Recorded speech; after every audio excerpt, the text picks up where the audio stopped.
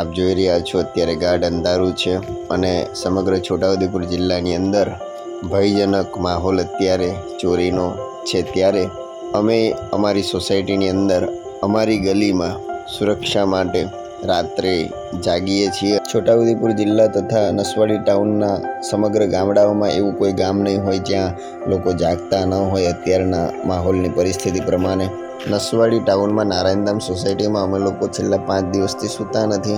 દિવસ દરમિયાન કામ ધંધો નોકરી વ્યવસાય પાછળ દોડી અને સાંજ પડે એટલે માંડ કલાક 2 કલાકની ઊંઘ કાઢી અને આખી રાત્રિ માટે જાગતા હોઈએ છીએ। આ જ રીતે સવારે પોતપોતાના કામ ધંધા નોકરીમાં વ્યસ્ત થવાનું અને રાત્રે પાછું આખી રાત્રિ જાગવાનું, માંડ 1 કલાકની ઊંઘ કાઢવાની આજ અમારો ક્રમ બની ગયો છે। અને આપ જોઈ શકો છો આ અમારી ટુકડી છે।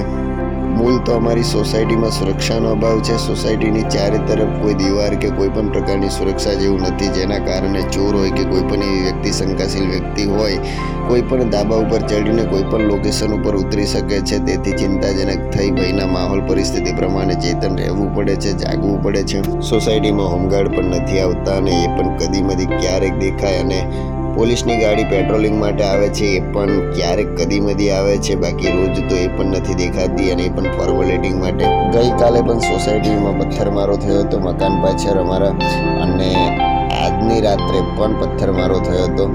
સમય થયો છે અત્યારે 2:51, તો ચાલો ચા પી લઈએ। અત્યારે લગભગ 2:51 થઈ છે। 2:51માં અમારે સરસ મજાની ચા પણ આવી ગઈ છે અને ચા જોઈ શકો છો, જોરદાર ગોલ્ડન ચા। આ ચાય બનાવી છે અમારે નમ્રતા ભાભી અને આપ જોઈ શકો છો અહીંયા આગળ સરસ ચાય છે। અને આ અમારી ટુકડી છે, હું છું, શોભાન છે, નમન છે અને તુષારભાઈ છે, અનિલભાઈ છે, હિમાંશુભાઈ છે, કિરીટભાઈ છે। આ વિડીયો પસંદ આવે તો લાઈક, કમેન્ટ, શેર, સબસ્ક્રાઈબ કરજો। અને અમે તો જાગીએ જ છીએ ચોરને પકડવા માટે, પણ તમે પણ જાગજો અને ચેતન રહેજો, કારણ કે ચેતન નર સદા સુખી। મહાદેવ હર।